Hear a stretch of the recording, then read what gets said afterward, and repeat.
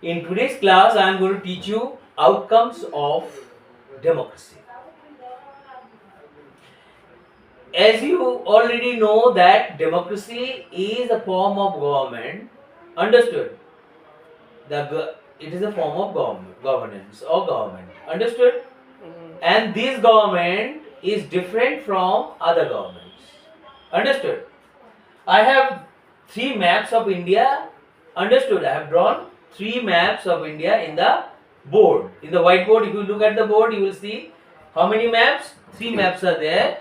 In the maps, you can see three maps. 1, 2, 3. Take for example this map. This map number one stands for map of India, India, India, understood? After India after British rule, BRITISH, British rule. India after British rule. This is India after British rule. Modern India. This number 2, this India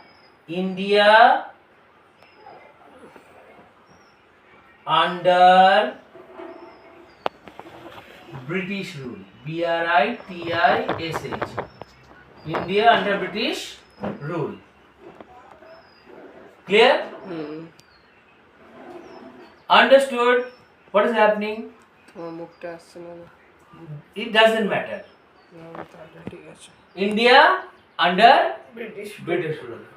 And now this is number 3. This is ancient India. ANCIENT India. Ancient India. This is ancient India. Ancient India, the India that existed before British came to our country. So we now have a democratic government. India was ruled by British. But if you look at map number 2, India under British rule. India under British rule. Clear? India, ancient India. What was ancient India? The India that existed before the British came to India. Understood? What was the picture of India at that time? India before the coming of the British or before the British came was ruled by princely states. There were many kingdoms. Understood? Thousands of kingdoms. If I say thousands of kingdoms, I will not be wrong. Why? Because if you look at West Bengal, Krishnanagar is a city. But there was a king of Krishnanagar. His name was Krishna Chandra Raja. There was king of Navadvip. Understood? There was a king that ruled from Murshidabad. Do you understand? So what is this? It shows that there were more than 1,000 states. Understood? What states? Princely states. The states that were ruled by kings. Understood? Clear? So ancient India was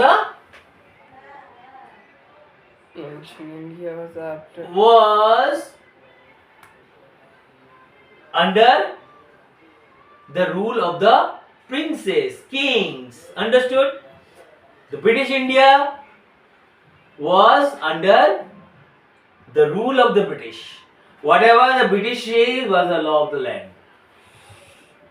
Who ruled ancient India? The princely states or the kings and emperors, queens ruled ancient India. If you look at modern India, India after British rule, what do you see? We get the Indian rule started, or India became independent. India became independent. India got her independence on 15th August 1947, right? And the Constitution of India was adopted on 26 January 1950. We became a republic. But you look at ancient India, when you saw India, there were many priestly states existed. Many priestly states. Take this for priestly states. All these states, lots and lots of states. Divided, and there were many priestly states. Understood? These boxes stand for the states. Understood? Under many kings and rulers. Understood? They were under many kings and rulers. And what happened? If you look at the condition of the people, what are the things that we saw in the ancient India? We saw the society got divided. The Aryans came and they partitioned the people. What caste system started? During Aryan rule in India. Aryan rule in India, caste system started. 4 sections of people. Understood? People of India got divided into or classified or was classified or 4 section of the society. Indian society was divided into 4 section of society. Understood? 4 sections. The people of India, they started caste system, and according to caste system, what happened? The people, got divided, right, into 4 classes of people. They were classified or they were divided into 4 classes of people. These 4 classes of people are those who participated in the wars and battles were called Kshatriyas. Those who performed pujas in the temples were pujaris or priests. Those who ran the business, understood? Clear? Trade and commerce, they were Vaishyas, understood? And those who served, these 3 classes of people were called Shudras. Understood? This here, and then what was the condition of the women living in those periods during the rules of kings and in the ancient India? What happened? Tell me. During ancient India, during the rule of the kings in ancient India, understood?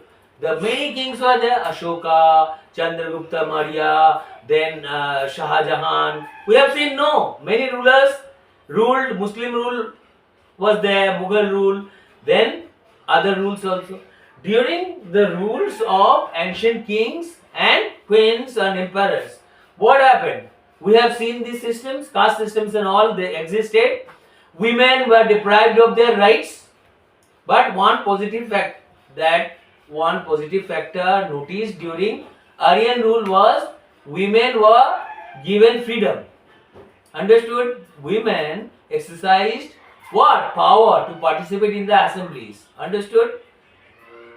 Public gathering, they used to participate in the deliberations. Understood? So, in ancient India, these are the things that happened. Understood? After that, with the passage of time, the women's rights were robbed of them. The reality was women were confined to our homes. The women were not allowed to come out of their houses. Do you get it? Then the role under British rule, women began to get freedom. The women inside homes started coming out of the homes. Understood? And during British rule, caste system also received a what? Received a what? Do you know? Blow. British was different from the rulers of the ancient India. They did not accept caste system. British understood that if we want to use the human resource, we must not accept this system, caste system. We do not believe in the division of people. Understood? So they utilized the laborers. They took laborers from all the sections of the society and took them to different countries to work in their refineries, oil refineries or factories. Do you get it? In America, London, Japan, Germany, many countries of the world got Bihari laborers, Bengali laborers, understood? People went, Punjabi, they went to different parts of the world to work as factory workers, different, they got different jobs. Do you get it? This is how Indians during British rule went to different parts of the world to work in the coal mines, in different sectors, understood? That's how the presence of India, understood, began to be experienced in different parts of the world. Do you get it? This is the time when the age-old system that got handed down from generation to generation, the age-old system of caste, the freedom of women, understood, that was taken away from them. The women were confined inside to our homes, isn't it? Women were not given freedom at all. Women were not allowed to go out of the houses, understood? And women even could not, they used to wear burqas, ghumtas, do you get it? They, even others did not see their faces. This was, women lived as if they were animals, understood? It means women were robbed of their freedom, and the society was not like it is today. In ancient India, the society was totally different. Those who belong to the lowest section, it means those who are Dalits, OBCs, understood? They felt as if they were not part of the society, untouchables, understood? They lived like they did not exist in the society. That's how they used to be used as laborers, understood? They used to serve the upper classes in the society. They did not have existence of their own. If you do not participate in the election, do you think you exist in the country? If you do not cast your vote, if the Prime Minister or President get made, understood, without your votes, do you feel yourself a part of your country? No. You feel as if you are part of the country only when there is a participation, when you have voting rights. Understood? So, the India under British rule began to experience change in different sectors. Understood? They got educated. Many reforms, happened during British rule. We used to have tolls, understood, madrasas during when there was rule of the kings or Mughal rule. But after British rule started in India, the concept of tolls, pathshalas and madrasas began to vanish. Understood?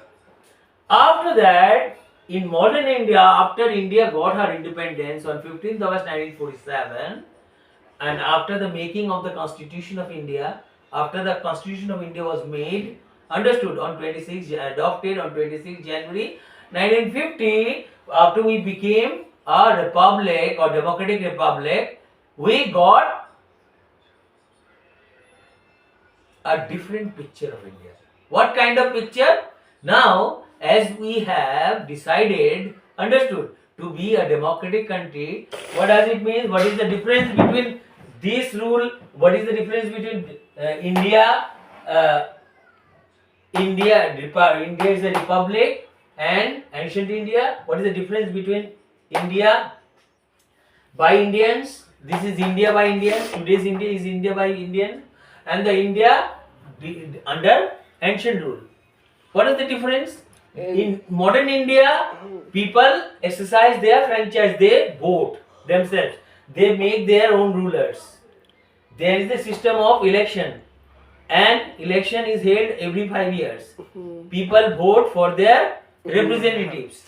The government at the center is made, and the government at the center is made under the leadership of the Prime Minister. The government in the states get made under the leadership of the Chief Ministers. Understood? Understood? Now people, women are no more what? What? Lord. Confined to our homes. Women got freedom. They have got different rights. Now, like in the ancient India during Aryan rule, women were allowed to participate in the debates and deliberations in the parliament. And now in the modern India, in the India of our own, understood, in India after British rule, women are given 33% reservation in the parliament. Understood? Then in the 50% reservation in what? Panchayats, right? 50% or not? Then during British rule, these rights were not given.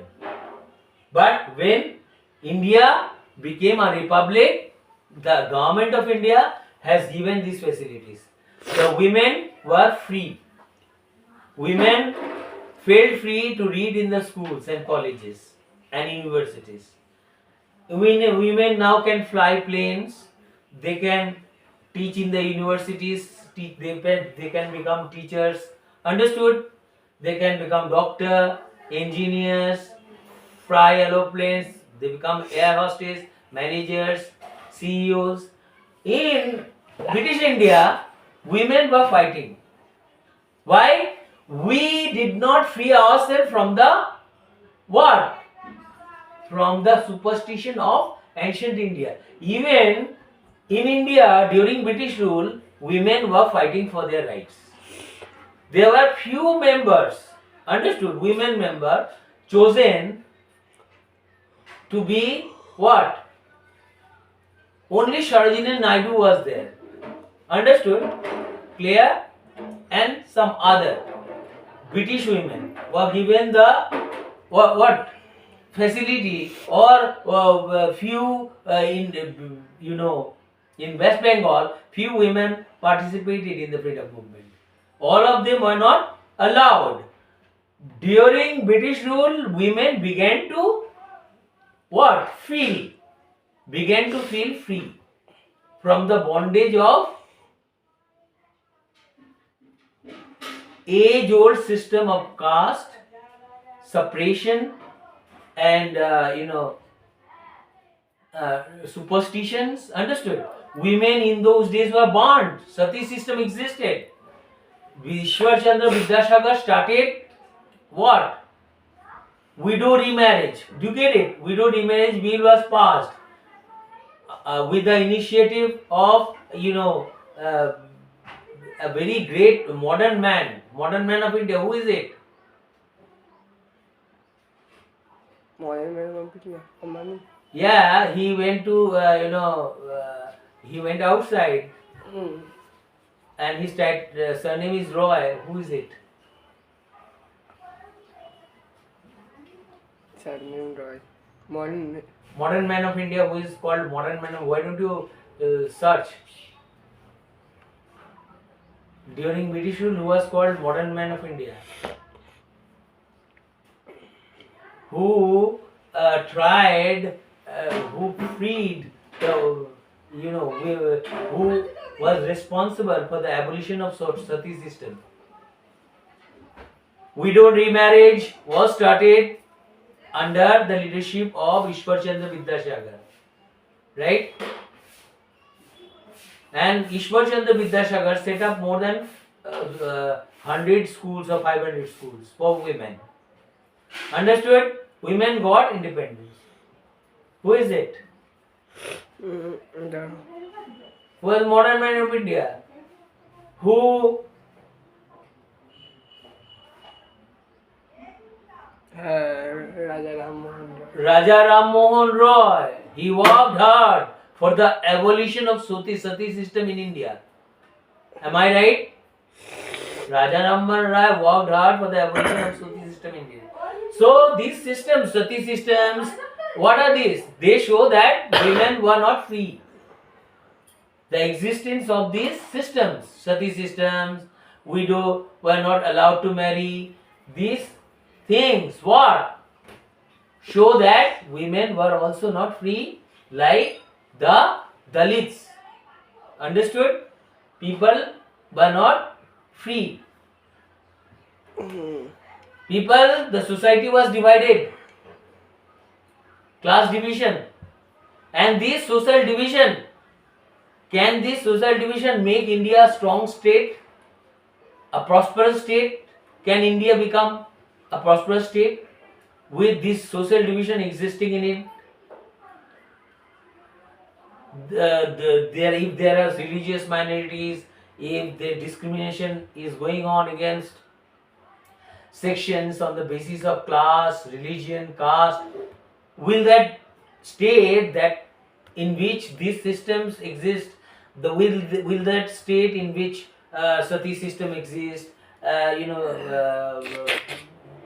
widows are not allowed to marry, the state in which people of particular religion is not allowed to enjoy the same freedom of speech and right to different rights to freedom of expressions or different rights to liberty, rights to equality, rights to life, right to dignity, right to labor, understood, equal pay. If this system exists, understood, with the religious minorities, with the section of the society, with the caste system existing in it, can that state prosper?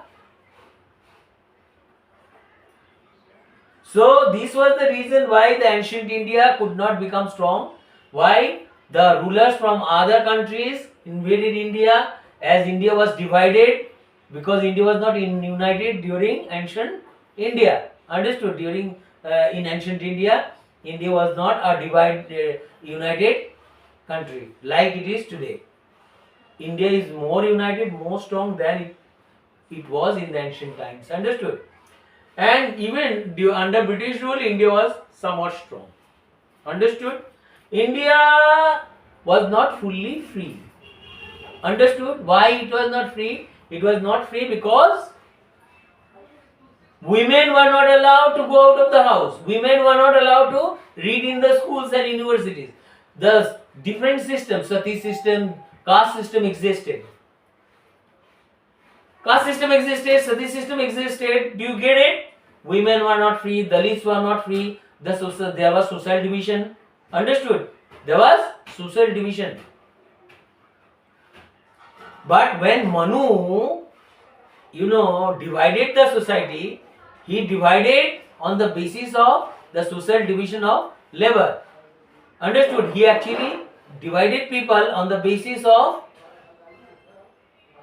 how the work of the society can be distributed among all these classes of people. He given the responsibility a section of the society to perform the pujas in the temple. He gave the responsibility to a section of the society to participate in the battles.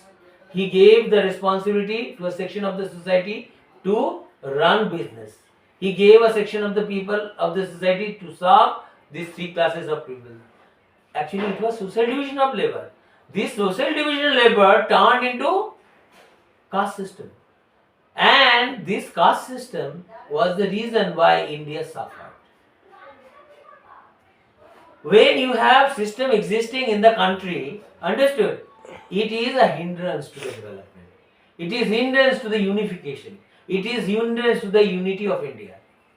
This was the reason why India couldn't prosper. Understood? Then what happened? During British rule, unification of India began. How? Indians fought for independence. Understood? They fought under the leadership of many leaders, and these people, the political leaders, the freedom fighters, they found it important to unite people of all classes.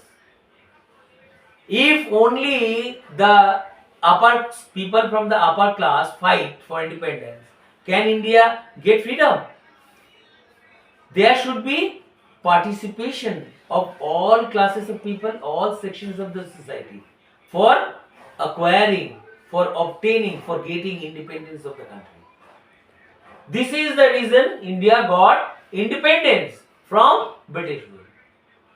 After India fought, understood, India fought for independence, it means India fought for independence on its own. Only a section of the society got us the independence. No, there was participation of all the classes, all the caste, understood, of people in the society, and that made the British leave our country and give us freedom. Understood? We put up tremendous pressure on British government. We told them we don't want your rule. We want India of our own. And after India was freed, it is Vallabhbhai Patel who told all the princely states, more than 500 princely states, either you live with us or you get ready for battle. We will fight against you. All the princely states give up their rule. And India became a strong state. After independence, this was possible. After independence, what happened? Hello, what are you doing? After independence, be attentive. After independence, what happened? India got their own rule. Why? Because princely states were removed.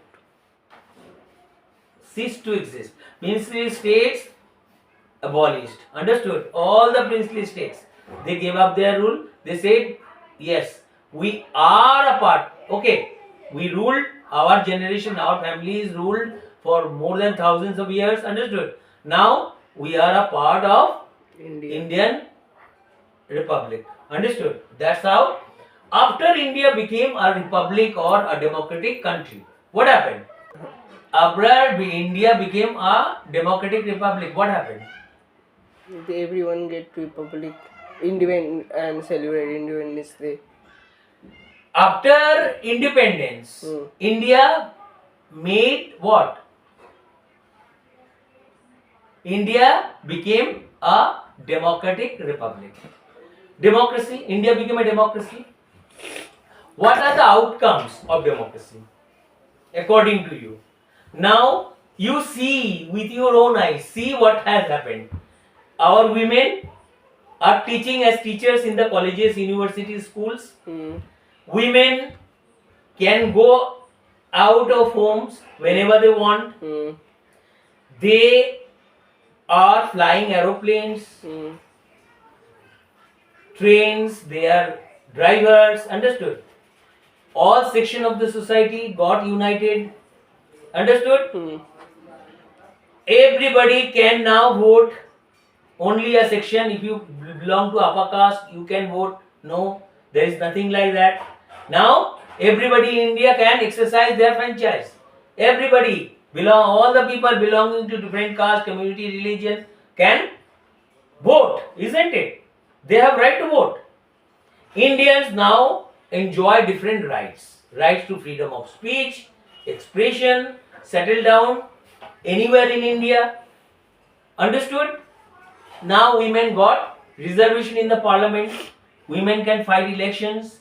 Our Chief Minister Mamata Banerjee has become the Chief Minister of West Bengal. Understood? What does it mean? It means that we have given freedom to our women. No, who has given? It is the democratic government in our country that has guaranteed different rights. Do you get it what I am saying? The democratic rights are being enjoyed by women. Then the Dalits, Adivashis, they got certain rights, they got reservations.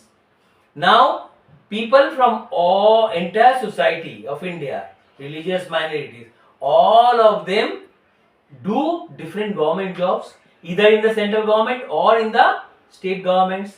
Have you understood? Any problem? Now they can do decent jobs. Clear? So, what are these? Are not the gifts of democracy? Yes. Democracy has changed our life. Understood?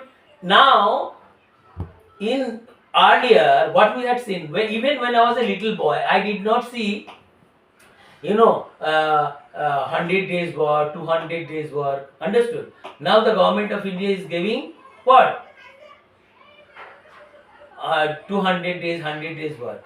Understood? They are paying. Understood? I have already told you about Manrega. What is Manrega? I have told you. I have taught you or not? What is Manrega?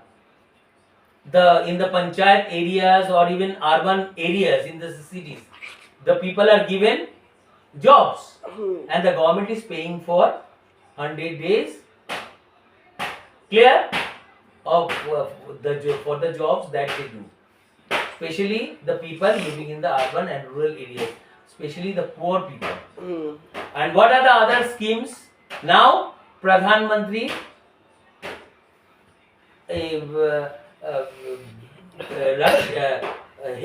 health card, Ayushman Bharat is given.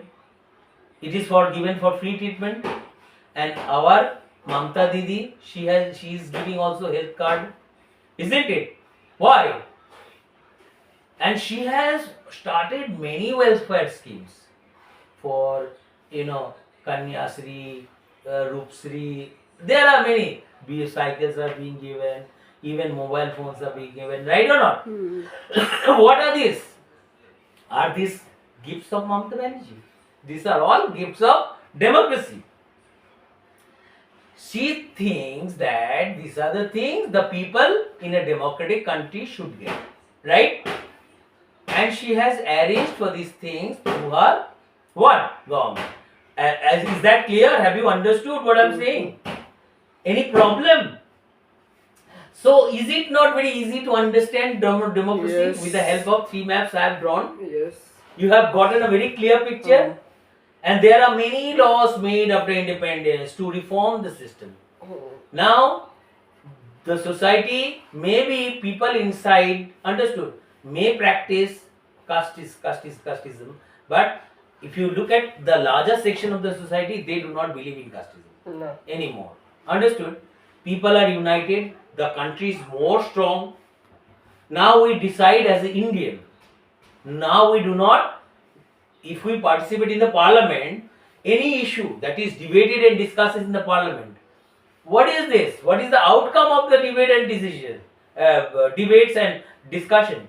Outcome is for the benefit of the people. Understood? In democratic country, nothing is decided without deliberations, without lectures, without discussions, without debates. It is debated. Any issue is debated in the parliament. After that, it is made into a law. But this is how many laws got made in the parliament. Many laws were made for the benefits of the people. Now people get many facilities, right? Midday meal started in the schools. It helped the poor men. Understood? Then different schemes in different states are benefiting the people of India. Different sections of the society are benefiting from different schemes started by different governments in India, including the central government. Central government is introduced for Shastra Bima, I think, Ayushman Bharat, right? And in the similar thing is there in West Bengal, started by Mamata Banerjee, right? There are a lot of schemes. What are these? Are not the outcome of democracy? If the women are reading in the universities, are feeling free to go wherever they want, whatever they want, they are enjoying different rights. What are these? Are not the outcome of democracy? But what happened? Sometimes democracy is not a bad form of government. There are some people who actually corrupt. Isn't it? They become corrupt. They actually indulge into things that are not good for a democratic country, and this is the reason sometimes democratic government suffer. But democratic government is the best form of the government, isn't it? There are many countries in the world that benefited from the democracies. Understood? Especially America, India. We have already gotten over many problems previously. Now we are united. Now Draupadi Murmu has become the president of India. She is Adivashi. Earlier, no Adivashi was made the president of India. Then we have got many presidents, SC/ST belonging to SC/ST community. right? Even Narendra Modi has become the Prime Minister of India. Though his father used to sell tea, he belonged to a family that sold tea on the railway stations. Is it not the power of democracy? So is democracy is a bad form of government? Is not it a good form of government? So this is the reason why we have chosen democracy, and democracy is doing us all round development. It is democracy is for the people, of the people, by the people. The government that is formed by the people, that is formed for the benefit of the people. Understood? And another very important thing about democracy is democracy beautifies the life of people, ensures safety and security. Because any issue taken up, understood, for discussion, either in the parliament or in the state assembly, is for you to live a decent life. Understood? Democracy gives us the right to voice our views against any issues. Recently, there was a problem in West Bengal. It was debated, discussed, and in a democratic government, there are four arms. What are these arms? Executive, judiciary, and legislative. And apart from that, press. These are the fourth pillar of democracy. And a lot is being written about whatever problems the state is facing. If the state is indifferent to it, the press takes it off. Understood? It raises the issue. It raises again and again, either through electronic media or newspapers. That's how a protest against whatever problems the state is facing reaches the people all over the world, and there is a worldwide protest against that particular issue. And after that, the government decides to put an end to it, and this is raised in either in the parliament or in the state assemblies or in the courts of law, and that is how finally that matter is closed. That is put an end to. Is that clear? So, democratic form of government is the best form of government or not? Can you deny it? Can you deny that democratic form of government is the best form of government? You must accept democratic form of government as the best form of government, because it did us a lot of good, because we have a democratic government and we know how good it is for the people. And in a democratic government, all the sections of the society, means diversity cannot be disturbed. If a section of the people, either religious minorities or people belonging to SC/ST communities, if they feel isolated, the democratic government can raise this issue in the parliament. Who will raise? Democratic government means the representatives of different communities in the parliament, either in the parliament or the state assembly, will talk on it. And apart from that, the press will raise it. And nowadays I am astonished. The internet, it is working wonders. Facebook Live, then there are, public channels. Many people are making their own channels. And if there is a problem, if some local problems are happening, the local problems are solved with the help of mobile phones. People are taking help of the mobile phone. They are, doing the videography or Facebook Live, and that reaches the government faster than anything. People do not have to go to request the press to come to their house for reporting the incident that are happening to their lives. It is their phone that is doing the work. The phones are being used as a mode of protest, isn't it? So, these are the things that the people are banking upon or using to put an end to the social problems that are plaguing their life. And now we are getting faster relief, isn't it? And safer life. We are walking towards safer future, isn't it? If you live in a democratic country, your safety and security will be guaranteed. Understood? This is how we are putting an end to our problems. And democracy, if you look at the benefits of democracy, you cannot you cannot believe, you cannot imagine how good it is, because you can already understand, you can see the benefits of democracy, isn't it?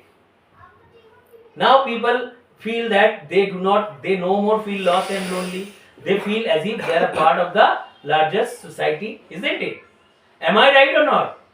People are feeling secure or not? You are in a democratic country. Don't you feel secure? Maybe there are some problems of unemployment and all. But more or less we are, Democratic.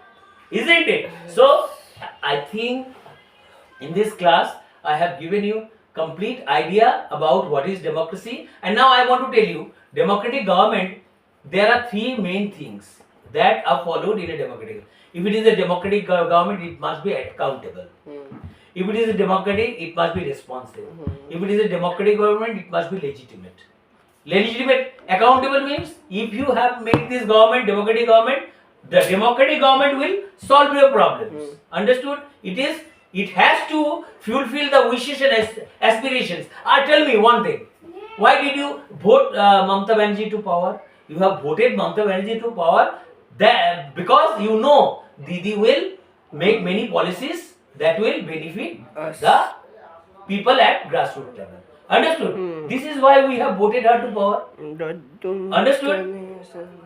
This is, and she is also accountable. Her government is accountable to the wishes and aspirations. This is why she is making laws that is benefiting the people, right? Then another very important thing. Look at me. Government is accountable, means responsible, and then responsive. If there is any problem being faced by the people or the people facing, understood? The government has to be responsible to their problems, has to take prompt action. Responsive. If a government runs with the people having thousands of problems, can that government run? So government must be sympathetic to their problems and will try to solve them, isn't it? How can a government run with thousands of people living in it suffering, isn't it? Another thing, legitimate means, hello, listen to me. If the government, democratic government is legitimate in the sense, if it is legitimate, this is your government. You have voted it to power. You participated in the election. You voted for a particular party. That particular party won the election and made the government. And what will this government do? If that government is not doing you good, is not doing good for you, understood? If that government is not fulfilling your wishes and aspirations, will you vote it back to power again? No. Will you vote for it again? You will not. That is how the legitimacy works. Understood? This is why it is called, a democratic government is called a legitimate government, a government of the people. Is that clear? Okay, this is how I want to conclude. I want to put an end to the class, and I am sure that this class might have benefited you. If you have liked my video, please don't hesitate to subscribe to it. And if you want your friends and relatives and those who love you to benefit from this video, don't hesitate to share with them. They can feel free to dislike it if they don't like my video. Thank you. Bye-bye.